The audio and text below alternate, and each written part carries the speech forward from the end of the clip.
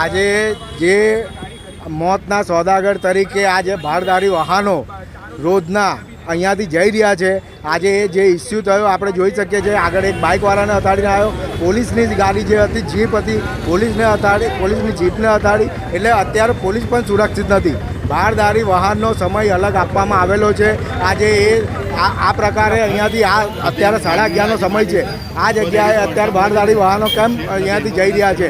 અને આપણે જોઈ શકીએ છીએ કે ટ્રાફિક પોલીસ અલગ અલગ પોઈન્ટો અલગ અલગ જગ્યાએ ઊભા રહે છે. મન ફાવે એમ પબ્લિક જોડે જે છે એ આપણે દંડ વસૂલી રહ્યા છે, પણ આવા વાહનો એમને નહીં જતા દેખાતા નથી. આ મોતના સોદાગર તરીકે ફરનારા વાહનો છે.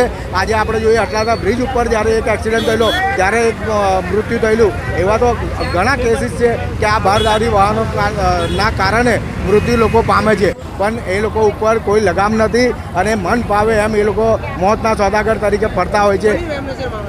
આ એ લોકોની પોલીસની રહેમ નજર છે, વીએમસીની જે ભ્રષ્ટાચાર કરી રહ્યા છે, આ લોકોને કટકી મળી રહી છે.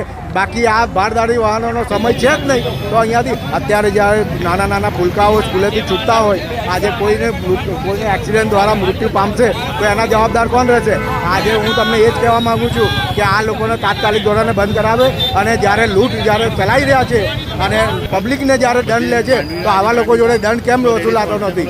મારો આ સ્પષ્ટપણે